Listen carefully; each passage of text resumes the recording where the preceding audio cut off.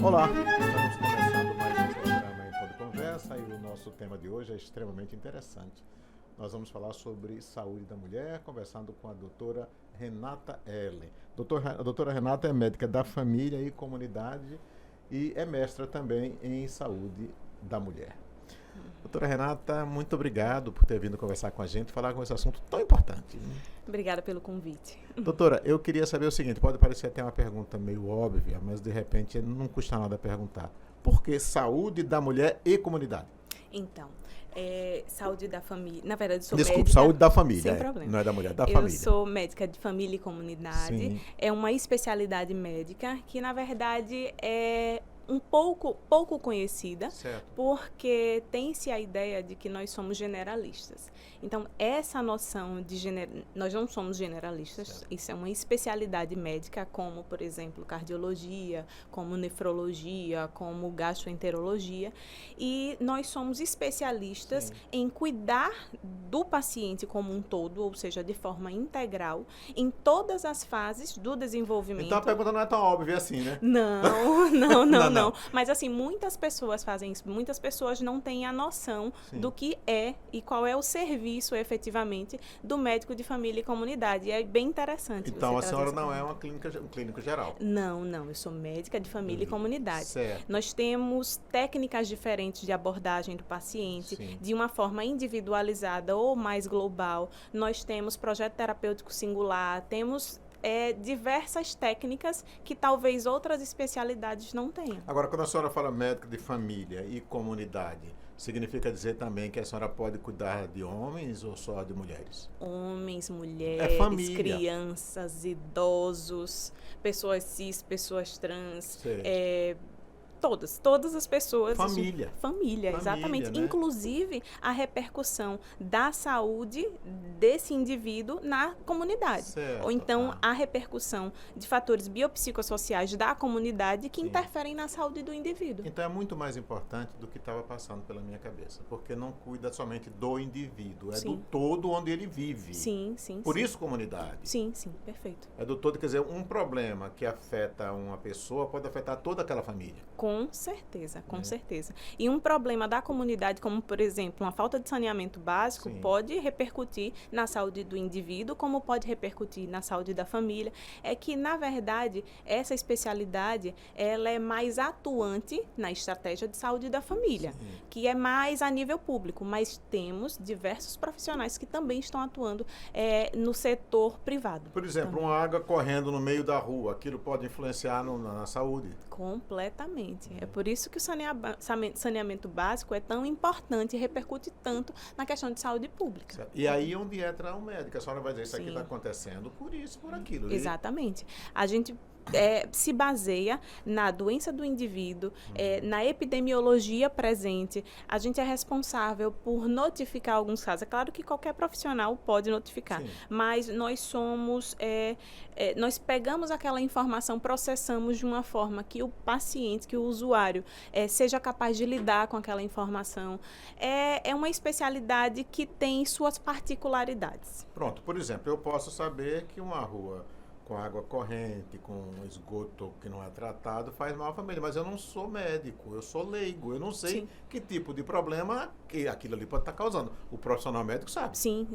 Nós sabemos exatamente o que pode acontecer, o que pode ser consequência dessa ausência, por exemplo, de um saneamento básico, de rede de esgoto, desse acúmulo de água. A gente imagina algumas doenças, isso pensando epidemiologicamente, que podem acometer não só o indivíduo em si, como todo aquele grupo de pessoas que possam entrar em contato com aquela água. Certo. Então, existem doenças parasitosas intestinais, leptospirose, que podem aparecer um pouco mais justamente por causa dessa consequência. A gente está falando em água por falar, mas é um todo, tem muitos mais problemas sim, do que com isso. certeza. Aqui eu realmente peguei aquilo que está mais claro, aquele que a gente está vendo, e ultimamente com essa chuva, então, está pior ainda. Perfeito, Né? Exatamente, infelizmente.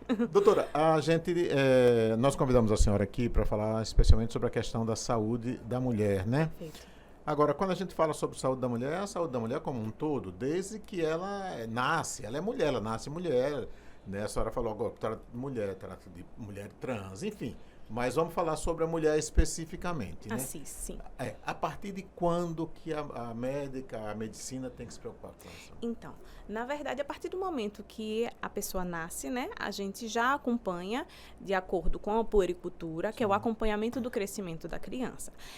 Nessa fase, já que a gente está falando da saúde da mulher, a gente não distingue tanto a presença hormonal, né, que Sim. seria o que distingue um homem da mulher. Porque não temos hormônios que diferenciem de uma forma mais evidente. Porém, a partir da menstruação, na verdade, a partir da adolescência, onde tem a puberdade, em que os hormônios femininos estão mais são responsáveis por dar os caracteres sexuais secundários da mulher, aí sim a gente consegue dar uma atenção mais específica à saúde da mulher.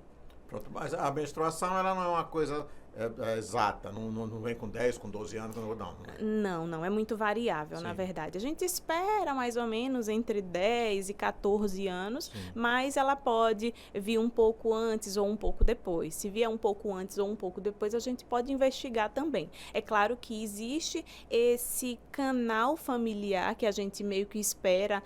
Tipo, se sua mãe, quer dizer, a mãe do usuário menstruou com 11 anos, e aí todo mundo na família, então menstruou com 10, com 9, a gente tem como tolerar um pouco mais essa margem de normalidade. Agora, a menstruação, não sei se ainda talvez seja, ela sempre virou um tabu nas famílias, né? A mãe às vezes tem vergonha, a menina tem vergonha, isso não deveria mais existir, né? Eu acho que hoje em dia, talvez menos, porque eu acredito que quanto mais a gente consegue observar um problema, mais a gente consegue combater. Está muito em voga, e não diria moda, mas em voga mesmo, a questão da pobreza menstrual. Então, hoje em dia, eu acho que as pessoas têm mais noção do que é que acontece, o que é a menstruação. Pode não saber todo o processo fisiológico, as alterações hormonais que existem. Para isso está aí o profissional. Exatamente. Mas, assim, eu acho que hoje em dia a gente tem uma noção maior do que é a menstruação, qual o impacto para a mulher, no caso, para esse adolescente, e quais as consequências disso. Porque a partir do momento que você menstrua, é como se fosse um marcador do seu período fértil. A menina já pode ser mãe. Exatamente. Agora, o que se recomenda? Por exemplo, a menina menstruou. Aí a mãe, se ela tem condição de levar no médico particular, ou se ela tem um plano de saúde, ela levar no médico. Se ela não pode, ela vai procurar um posto de saúde. Exatamente, que também é tem necessário médicos que faça lá. isso, né? É bem interessante, porque assim, o médico, não só o médico, como também o enfermeiro ou outros profissionais da área, eles podem ajudar com relação a orientações. Não é sempre que a gente tem uma família que tem condição de abertamente dizer o que é a menstruação e, por exemplo, quais os cuidados de higiene que essa criança, esse adolescente, na verdade, essa adolescente tem que ter. Então, numa consulta profissional, seja médica ou da enfermagem, a gente tem a condição de orientar, sim, a higiene íntima, a gente tem a condição de orientar com relação às mudanças corporais que vão acontecer, pelos, a região os caracteres sexuais femininos que vão acontecer, alterações do corpo que vão acontecer com a presença dos hormônios femininos. Então, isso tudo a gente tem como esclarecer a essa recém-criança, né, que agora é adolescente. Saiu daquela fase de criança. Exatamente. E como lidar com essas mudanças, né? Porque não é uma coisa muito simples. Inclusive, doutora, eu acho que até para a orientação no que diz respeito a uma gravidez, porque o sexo deixou de ser tabu. Perfeito. Né? E as meninas estão se relacionando cada vez mais cedo. Eu acho que isso também é um médico, a médica, no caso, poderia estar. Sim. É claro que, a partir do momento que a adolescente menstrua, a gente tem como orientar, é claro, aquela questão que eu te disse, do início do período fértil, né? Que a gente tem a possibilidade de fertilidade. Essa menina, essa adolescente, agora tem a possibilidade de gerar outro ser, e a gente tem que deixar claro as consequências. É claro que, se essa pessoa quiser uma coisa que eu não sou de acordo, a gente vai orientar. Agora, orienta da melhor forma, com que não tenha tantas consequências ruins para essa pessoa, independente da escolha dela. tá? Então, com relação à atividade sexual, na verdade, o início da atividade sexual, que a gente chama de sexarca, a gente tem que orientar, basicamente, consequências. A gente tem que orientar o planejamento familiar, porque essa pessoa pode querer, sim, ter um filho com 12 anos, isso é muito individual. Não é recomendável, digamos assim, mas... Na verdade, eu vou contar até uma história pessoal. Eu tinha meu professor de mestrado, meu orientador do mestrado, inclusive ele já se foi, ele me dizia, Renata, as coisas não são como você acha que deve ser. Se a pessoa tem o sonho de ter 11 filhos, todos homens, e ela quer tentar, com 25 anos, ter o 7º, 8º, 9º, você tem que dar esse direito a ela. Agora, não é porque você acha que ela não vai ter condição de sustentar, que você vai barrar isso. Você vai orientar. Então, se ela quer e você acha que é errado, você tem que permitir. Então, cada um tem sua vontade. Tem que respeitar isso, né? E exatamente. O seu professor estava certo, né? Perfeito, exatamente. Porque, voltando à questão da menstruação, se ela menstruou, porque ela ovulou. Se ela ovula, ela pode ficar grávida. É isso? Não necessariamente, sim, mas é quase isso. Se realmente o ciclo for ovulatório e for tudo certinho, sim, a gente tem a possibilidade, sim, de que quando ela menstrue, ela ovule. Mas não necessariamente. Por exemplo, em casos de paciente com síndrome do ovário policístico, sim, que a gente tem a presença de ciclos menstruais, ou seja, há o sangramento, mas não necessariamente tem ovulação. Sim. Então, são ciclos anovulatórios. A pessoa vê o sangue, mas se, por exemplo, vier a ter uma relação sexual desprotegida, pode ser que ela não engravide, porque ela não liberou o óvulo. Quer dizer, o ovário policístico é aquele ovário que tem um cisto, é isso? Tem vários cistos, na verdade. Tem vários cistos. A poli, é poli. Exatamente. Na verdade, a gente tem uma desorganização hormonal, sim, que faz com que, porque o normal o nosso ovário, quer dizer, na verdade, nosso corpo produzir hormônios e estimular apenas um folículozinho e aí liberar um óvulo. Sim. Porém, em alguns casos, a produção hormonal pode ser desajustada, vamos dizer assim, e esses hormônios, eles estimularem mais de um folículo. Sim. E, às vezes, eles estimulam os folículos e não são capazes de liberar o óvulo. Então, o ovário policístico basicamente é isso. É uma desregulação hormonal, onde há um estímulo exagerado, vamos dizer assim, dos ovários, e aí eles estimulam vários folículos, só que às vezes não é um estímulo suficiente para liberar um óvulo. Agora, tudo isso, quem vai orientar bem, como a senhora está fazendo aqui agora, é um profissional médico. Se é uma criança, um adolescente, é a mãe, principalmente a mãe com quem ela tem mais intimidade, minha filha, a gente vai ter que ir ao médico. Sim. Vai ter que ir ao médico, porque eu vivo de uma outra geração, ou até não é outra geração, mas uma geração mais nova, e eu não posso lhe orientar, vou ter que levar você ao médico, é o médico que vai orientar. Até porque existem crenças populares, sim, que fazem com que a gente tenha uma ideia um pouco desajustada de alguns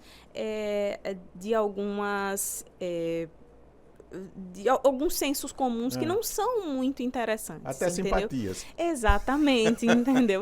Então, é interessante, sim, que vá um profissional de saúde para ajudar com uma orientação mais correta. Principalmente hoje em dia que a gente tem acesso a muitas informações e nem sempre as informações são muito confiáveis. Certo, né? Com certeza. Então, é interessante que vá, sim, ao médico. A gente sabe o seguinte, que às vezes uma relação sexual ela acontece num momento de impulso. Mas às vezes ela acontece também de maneira planejada. Quando é de maneira planejada, é importante que essa menina, essa mulher, procure um médico? Sim, com certeza. Na verdade, é interessante que ela vá antes. Porque a gente tem como orientar. Se ela fizer, na verdade, de total consciência de que, por exemplo, aquela relação gere frutos, gere filhos, a gente tem que orientar, até porque tem que preparar antes, sim, vamos botar o terreno, né, para essa gestação seja saudável, o mais saudável possível. Mas, se por algum acaso ela não quiser gerar filhos, sim, na verdade, a gente também tem que dar orientações com relação ao planejamento familiar. São os métodos anticonceptivos, né, que o médico pode orientar, né? Seja hormonal, seja não hormonal. Isso. Hoje em dia a gente tem uma gama de métodos que a gente pode orientar o paciente. No passado, os métodos anticonceptivos eram a camisinha, era a tabelinha, isso é um leigo que está falando, viu, doutor? Por isso que é bom ir ao médico. A tabelinha, não sei, só que hoje, porque era anticonceptivo, só que hoje tem as DSTs, né? doenças Isso. sexualmente transmissíveis. E aí também é Exatamente. muito importante a orientação médica. Exatamente. Não só a tabelinha, como também, porque hoje em dia tem um método Billings também, que é muito bem utilizado, quer dizer, que é muito utilizado, porém, a Sociedade Brasileira recomenda que, na verdade, o Ministério da Saúde recomenda que use 2 métodos ao mesmo tempo, Sim. porque nenhum método é 100% seguro. A tabelinha, muitas vezes a pessoa se engana e a tabela não dá certo. Faz a Exatamente. tabelinha aí. Às vezes a tabela tá ao contrário. Tá né? ao contrário, né? Então não é interessante O usar anticonceptivo, apenas. a camisinha também fura. Pode furar. Pode Quando furar. mal colocada, ela É. pode não ter uma eficácia muito boa. Então, por isso que é interessante fazer a associação de 2 métodos anticoncepcionais. Certo. Normalmente um de barreira e um hormonal. Certo. Tá? O que é o Mas- método de barreira, doutora? Camisinha. Camisinha. Algo que impeça o contato do espermatozoide com o óvulo. E o DIU? O DIU. O DIU seria um método, se, por exemplo, o DIU de não vou falar o nome, mas assim, um DIU de progesterona, por tá exemplo, bom. é um método hormonal. É porque, assim, para não fazer propaganda de bom. alguma coisa aqui. Mas é um método hormonal. Então, o DIU serve como método hormonal. Certo. Então, o recomendado, por exemplo, nesses 2 casos, seria usar a camisinha e o DIU. E o DIU. É. Agora, e a pílula do dia seguinte? A pílula do dia seguinte... É um aborto? Não. Calma. Vamos respirar. É porque, assim, esse assunto é um pouco mais... Mas a pílula do dia seguinte, traduzindo de uma forma mais prática, é uma quantidade grande de hormônio. Certo. Então, esse hormônio, que é a progesterona, ele faz com que o endométrio, que seria a parte de dentro do útero, ele descame. Então, faz com que o vulgo tapetinho, que eu Sim. digo que tapetinho cola o óvulo com o espermatozoide, ele cola, precisa de colar, de nidar, para aí sim desenvolver um outro ser. Esse tapetinho que eu digo, ele descama. Então, não existe. Não tem. Quando ele chega lá, não encontra nada. Não encontra um Olha, terreno Eu fértil. tive um professor de biologia que ele dizia pra gente assim, olha, vamos fazer um exemplo do que é quando a mulher não engravida. O óvulo, o útero se prepara todo, esperando chegar um óvulo fertilizado. Um ovo, na verdade, né? Quando ele percebe, chega lá, o cara não tem nada a ver com isso. Ele aí fica bravo, é a mesma coisa que você vai encontrar com uma garota, chega no apartamento, a garota não vai, se arrebenta tudo. É assim que faz o útero.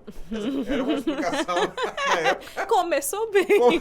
Quando chega lá, Sim. não dá certo, né? Sim. Então, mas aí a gente está falando... Vamos falar sobre aborto, já que eu falei sobre a questão da pílula do seguinte, lhe perguntei se era aborto, a senhora disse que não é. Existem vários métodos de aborto, mas o fato é que tem muita mulher morrendo aí por aborto provocado, principalmente em pessoas curiosas que colocam ferros, não sei. E pior que hoje tudo isso ainda acontece. Quer dizer, isso é questão de saúde da mulher também, né? E já que a gente está falando, na verdade, essa entrevista aconteceu justamente por causa do dia 28 de maio, Sim, que é da luta, na verdade, o Dia Internacional de Luta pela Saúde da Mulher e para redução da mortalidade Isso. materna, e a gente está falando de aborto, então mortalidade materna está no alvo, na verdade, da conversa. Infelizmente, ainda existe, sim, muitos casos de aborto que não são bem assistidos. Abortos provocados. Exatamente. Né? Nas esquinas aí, essas pseudas parteiras. Infelizmente, sim. Eu não vou entrar no mérito de se é a favor ou não, mas assim, a gente tem casos que legalmente são permitidos. O objetivo aqui não é isso, o objetivo é esclarecer para evitar o problema. Perfeito. Mas assim, é interessante deixar claro, porque assim, tem casos que são legalmente permitidos e que eu acho, quer dizer, não vou dizer que... Estupro, por exemplo, né? Exatamente, mas tem a quantidade de semanas. A partir de tantas semanas não pode, tá? Mas, por exemplo, fetos com anencefalia, que tem uma alteração do sistema nervoso central, que teoricamente estudos dizem que o prognóstico não é muito longo, então é permitido. Tem casos que são legalmente permitidos. Mas e esses casos não são feitos por curiosos. Acredite se quiser, infelizmente, às vezes por desconhecimento, às vezes por receio de estar fazendo algo errado, ou às vezes por falta de acesso. falta de simples acesso ao sistema de saúde, a pessoa pode acelerar uma coisa que seria legalmente É permitida. por isso que, infelizmente, a gente de vez em quando encontra fetos já formados jogados nas lixeiras. É. Né?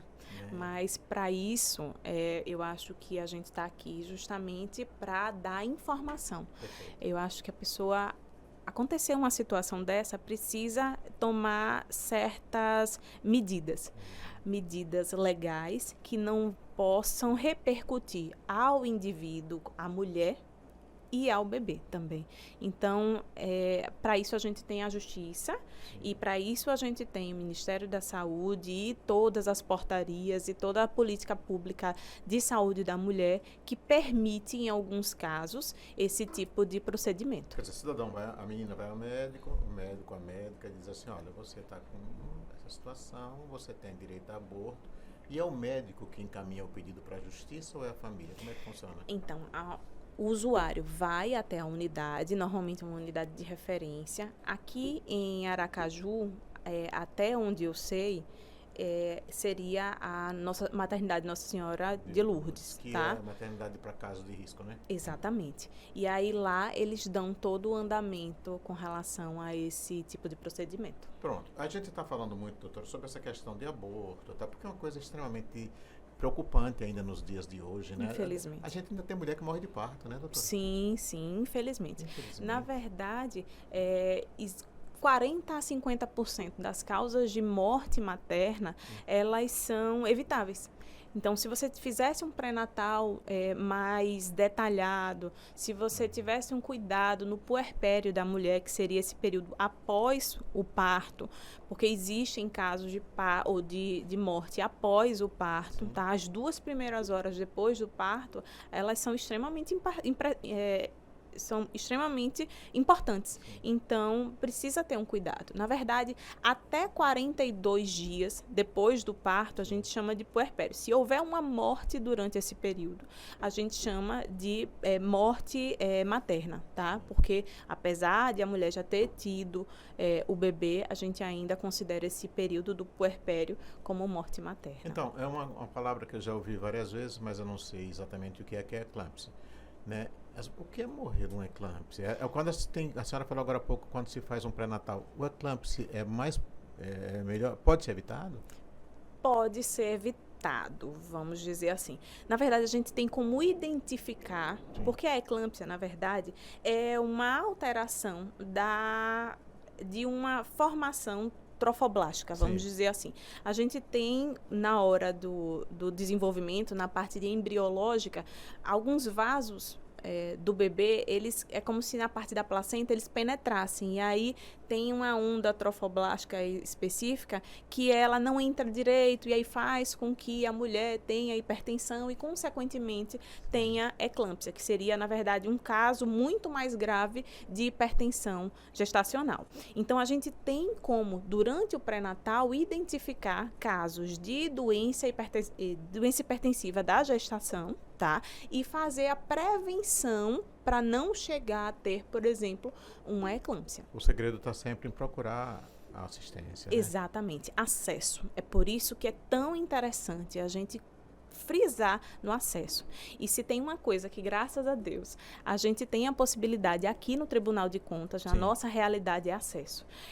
Temos diversos profissionais no setor médico-odontológico que podem dar assistência. Seja a mulher, já que a gente está falando desse público agora, mas há homens também, todos os outros tipos de indivíduos. Quem quiser ter acesso ao setor médico, será muito bem-vindo. Doutora, nós temos alguns temas importantes ainda para tratar, como, por exemplo, câncer de útero, câncer de seio, mas tem uma coisa que eu preciso perguntar, porque se fala muito, o que é HPV? HPV, na verdade, é um vírus, tá? É o do papilomavírus, papilomavírus humano, e ele é responsável, na verdade, por uma proliferação exagerada de algumas células que a gente tem no nosso epitélio. Então, normalmente, quando a gente tem esse HPV, no caso das mulheres, ele é mais visualizado como uma alteração no colo do útero, tá? Pode ser visualizado causado também por verrugas, tá? Verrugas na região da vulva, que é a parte mais externa do órgão sexual feminino, como também em homens, por exemplo, pode dar verrugas na região peniana. Então, é um vírus que é perigoso, vamos dizer assim, não só para mulheres como para homens. A amputação de pênis, o HPV, pode provocar também? Porque a gente sabe que a amputação de pênis é muito de falta de higiene, né? Associação. Sim. Infelizmente, na verdade, o HPV é extremamente disseminado. 80% das pessoas têm, se procurar, tem HPV. Sim. Se a gente procurar, na verdade, sorologicamente, vamos dizer assim. Mas é interessante que a gente saiba identificar os casos e reforçar às mulheres, já que a gente está falando de saúde da mulher, a importância da realização do exame de lâmina, ou colpocitologia oncótica, que seria o nome mais técnico. E tem vacina também, né? Tem a vacina para o HPV, sim, certo. Inclusive para meninos e para meninas de 9 a 14 anos. E é extremamente disseminada, é distribuída de forma gratuita nas unidades básicas de saúde de 9 a 14 anos, meninas e meninos. Essa vacina, hoje em dia, é uma vacina que na verdade, possui 4 sorotipos, os mais cancerígenos, vamos dizer, e os mais comuns. Os que dão, por exemplo, os que dão mais verruga e os que dão mais câncer. Então, é uma vacina bem interessante de ser tomada. A gente está falando em HPV, e aí vocês esqueceram do HIV. O HIV, acontece o seguinte, parece-me que depois que descobriram uma maneira de sobrevida para a pessoa que tem HIV, a garotada está se descuidando. E aí não está aumentando, está aumentando. É que tem uma sobrevida, mas não é uma coisa fácil você sobreviver com AIDS, né? É porque aí, vou puxar a parte epidemiológica Sim. que há dentro de mim, mas é porque a partir do momento que você prolonga a vida de uma pessoa que tem HIV, você aumenta a prevalência. Então, você aumenta a quantidade de gente que tem aquele vírus. Tendo esse comportamento mais destemido, vamos dizer assim, a gente tende a crescer também a incidência, ou seja, a presença de novos casos. Então, aumentando a presença de novos casos e sabendo que esses casos vão viver por muito tempo, a gente tem um número muito grande, sim, entendeu? É claro que a qualidade de vida de um paciente com HIV ou com a síndrome instituída mesmo, a AIDS, é muito melhor hoje em dia. Mas não é por isso, não é porque é melhor que a gente vai se descuidar, já que tem a possibilidade de prevenção, por que não? Então, e é bom saber o seguinte, que toda medicação tem contraindicação, toda, né? Até água, se você tomar em excesso. Né? Exatamente. Tem água. Então você, eu tô tomando aquela pílulazinha, meu amigo, que isso? Se você puder viver sem, não é melhor? Exatamente. Né? Então, agora vamos fazer a questão do câncer do útero. Doutor, eu vou puxar um pouco para fazer uma crítica aos homens. É verdade que uma relação sexual com um homem que não traz a devida higiene pode provocar câncer de útero? Ou não? Ou alguém disse isso, não é verdade? Se por algum acaso esse homem, além de ter uma má higiene, ele também é portador do HPV... Aí, rapidinho. Aí sim. Entendeu? Mas, assim, na verdade, a relação é mais associada ao HPV, sim. E não tanto a má higiene, vamos dizer assim. Agora, um homem com má higiene pode dar caso, por exemplo, pode desencadear corrimento na paciente, independente da origem, seja uma candidíase, seja uma tricomoníase, seja uma vaginose bacteriana ou alguma outra IST. É o cidadão que não toma banho, que não faz um asseio de vida do pênis, né? Quer dizer, a gente tá falando aqui só de mulher, meu amigo, mas você que abusa, que não toma seu banho direitinho, você pode cortar ali. E aí... Não é verdade, doutor? Depende do caso, depende de cada caso. Precisa ser investigado. Não. E o profissional bem interessante para isso seria o urologista, que é o médico especialista, na verdade, no aparelho reprodutor masculino e vias urinárias também. Porque na minha infância e juventude... eram cheios dos cabarés, naquela época eram as casas de prostituição, e as doenças mais comuns eram gonorreia, sífilis, tinha uma chamada mula, flor branca, e aí o cidadão ia lá, depois levava para casa, colocava isso para a mulher, botava a vida da mulher em risco, né? Exatamente. Então, por isso, justamente, que a saúde da mulher é tão importante que seja orientada por um profissional de saúde. Porque a mulher, mesmo que o homem faça isso, a mulher tem como se prevenir. Por exemplo, usando aqueles métodos de barreira. A camisinha. A camisinha. Exatamente. A camisinha, ela previne essa IST, essa infecção sexualmente transmissível. Essa e diversas outras. Mas aí o homem, o machão brasileiro, continua... mas você quer usar a camisinha comigo porque você tem outro? Ela não pode aceitar isso, não. Assim, na verdade, aí engloba uma questão de particular de relacionamento. Risada ali. Os meninos estão dando risada, que é bom rir e ficar atento. Mas aí é que assim, tem relacionamento para tudo, tem uma questão psicológica, tudo tem um envolvimento psicológico que possa valer para um casal e não valer para outro. De forma médica, eu digo que prevenir sempre é a melhor opção. Então, se você pode, tem a possibilidade, na verdade, de prevenir, fazer a sua parte, por que não?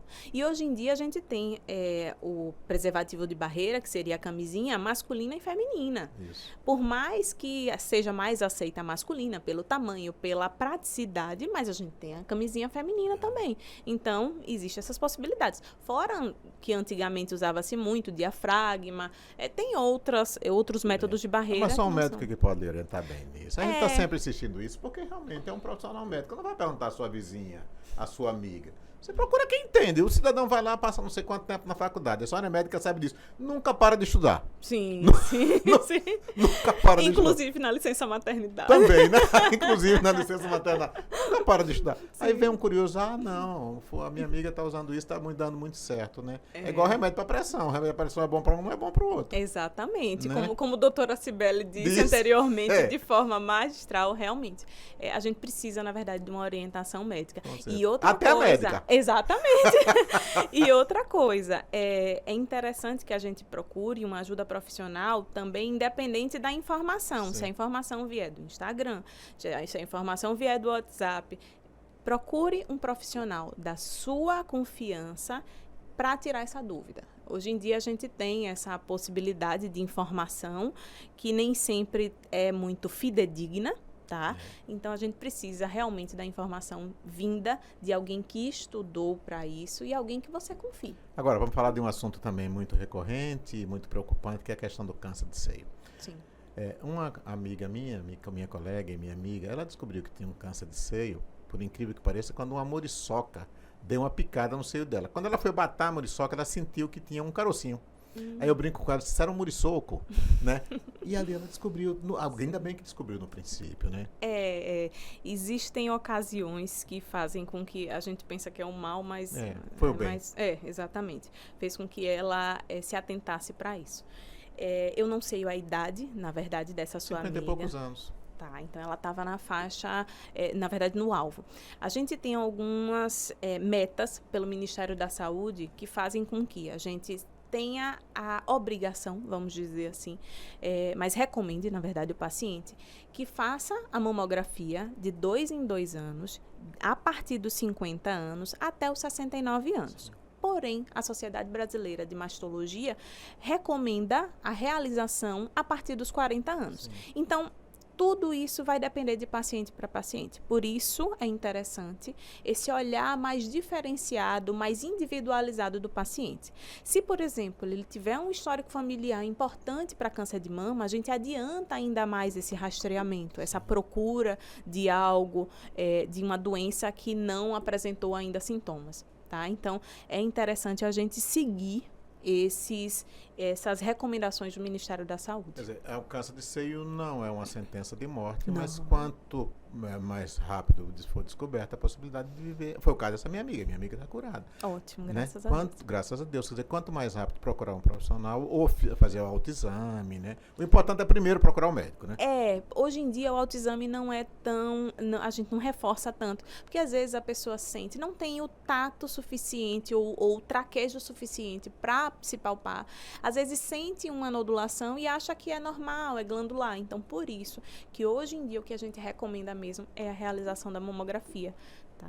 Agora, pra gente terminar, porque o tempo está passando, a gente não está nem percebendo. Graças a Deus, a entrevista boa é assim, né? Entrevista boa é desse jeito. Médico de família Médico conversa. de família conversa, né? Eu vou perguntar à mamãe Renata. Mamãe de 6 meses, né?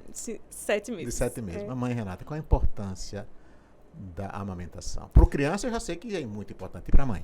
Para a mãe. Eu acho que a gente consegue, eu vou falar da parte sentimental, tá? Porque nesse momento que, quando você falou mamãe, a médica foi embora, foi ali pela porta, cruzou a porta. Mas é um momento que, respeitando, na verdade, todas aquelas que não conseguiram, tá? Seja exclusivamente ou de forma mista, mas é um momento de conexão único. Eu me arrepio quando eu falo. É um momento de conexão único. Então, para a relação mãe-filho, é muito importante. Faz com que a gente conecte ainda mais. A gente conecte ainda mais aquele serzinho que inicialmente a gente não conhece. Então, aquele momento, aqueles 30 minutos, 15 minutos, eu já cansei, logo no comecinho eu já cansei de ficar até 1 hora, às vezes, tentando amamentar ele e não conseguia, ou conseguia de forma efetiva. Nessas horas, até a médica, quando é mãe, a gente se perde um pouco, mas a gente consegue identificar certas características, certas reações na criança. Então, para a mãe, Renata, nesse momento, a amamentação é importante justamente por isso. É claro que a gente tem. Né? Exatamente. Eu sou mãe desse ser lindo. Exatamente. Você consegue identificar características, reações, gestos, é impressionante. No assim, passado tem essa história de ama de leite. Sim. Ama de leite devia ser quando é extremamente necessário, né? Porque assim, como eu digo, nem todo mundo, amamentar não é para quem quer, para quem pode, vamos dizer assim. Então, às vezes, a pessoa não tinha condição de amamentar e aí precisava dessa ama de leite. Porém, deixa eu só, a médica voltou. A médica voltou. Deixa eu só fazer um adendo, porque hoje em dia não é uma prática recomendada, tá? Se você tem leite suficiente, na verdade, em excesso, é interessante que você doe. Tem um banco de leite. No banco de leite, perfeito, que é maravilhoso. Inclusive, eu fiz uso durante essa minha gestação. Então, graças a Deus, a senhora pôde amamentar o seu. Tá podendo ainda, né? Tô podendo amamentar, graças a Deus. Mas é interessante que vá ao banco de leite, doe da forma correta, com as orientações todas certinho, porque lá eles vão pasteurizar o leite, lá vão fazer todos os cuidados, vão ter todos os cuidados para oferecer esse leite para uma criança que realmente esteja precisando. Sim. Agora, não é interessante essa troca, assim, porque, por exemplo, existem algumas doenças que elas podem ser passadas pelo leite, inclusive o HIV. Então, assim, tem que ter cuidado.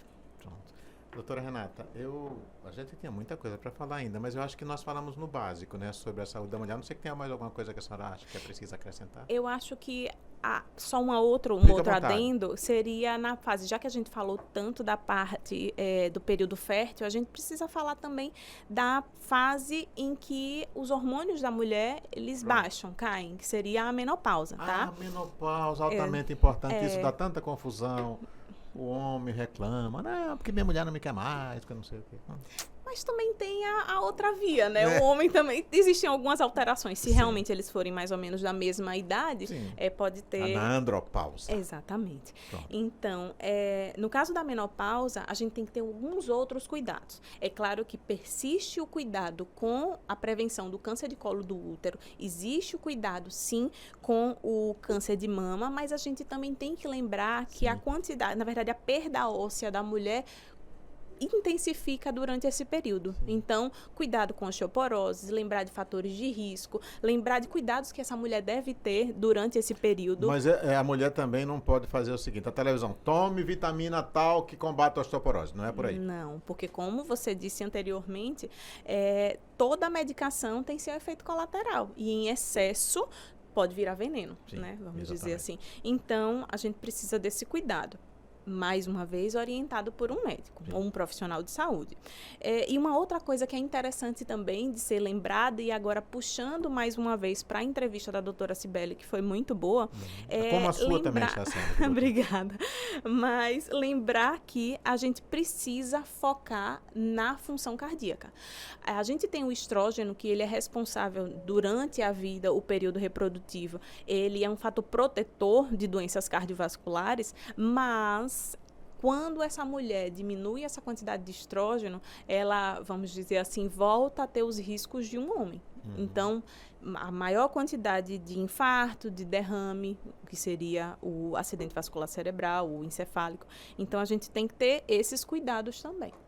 Tá? Eu já tinha me despedido da senhora, mas esqueci desse negócio. Eu vou voltar a outro detalhe. As mulheres estão morrendo mais de infarto do que no passado ou é mito? Aí vale aquela máxima do prolongar a qualidade de vida, quer dizer, prolongar a expectativa de vida. Sim. A partir do momento que você vive mais e, infelizmente, a gente não conseguiu algo que faça com que aumente nosso período reprodutivo, então os hormônios vão botar assim por faixa dos 45, 55 anos. A gente entra na menopausa, como, por exemplo, antigamente as mulheres morriam até antes disso, antes de entrar na menopausa. Hoje em dia a média, a expectativa de vida seria 78 anos em média, creio eu, que ainda está nesse período. Ou Está nesse... muito longe de chegar lá na média. Mas assim, a gente tem mais mulheres durante, assim, nesse gap, nesse intervalo, né? Então, a gente precisa ter mais cuidado com isso. Há uma incidência realmente maior de doenças cardiovasculares nas mulheres, principalmente durante esse período. Aí as pessoas dizem, não, porque as mulheres estão fumando, as mulheres estão bebendo, não é por isso não, né? Também tem o estilo de vida, sim, que ele realmente favorece a uma doença cardiovascular ou não. Mas, vamos colocar assim, uma mulher que tem um estilo de vida saudável, com alimentação saudável, com mudança, com atividade física regular, mesmo assim, em comparação ao período reprodutivo, ela infelizmente tem mais risco de acometimento de evento cardiovascular. Tá bom, doutora Renata, muito obrigado mesmo. Olha, foi uma excelente entrevista. Eu acho que todos nós aqui estamos muito satisfeitos. Parabéns. E a gente agradece. Claro que isso aí é apenas um pouco, viu? Da saúde da mulher do que é necessário. Mas é o tempo, infelizmente. Obrigado, doutora Renata. Obrigada pelo convite mais uma vez. E estendo aqui o convite a todas vocês, especificamente mulher, que a gente falou aqui sobre, a todas vocês a visitar ou a conhecer ou ter acesso, na verdade, essa palavra que eu gosto tanto, ter acesso ao setor médico odontológico. Isso ela está falando para os servidores aqui da casa, não é? Mas você tem até um posto de saúde no seu bairro, tem umas áreas que tem que procurar. Exatamente, que temos diversos médicos de família e comunidade para lhe atender muito bem, com diversas técnicas específicas. Muito obrigado. Obrigada. E a gente agradece muito a doutora Renata por essa entrevista e logo a gente vai ter um novo encontro. Muito obrigado e até o próximo.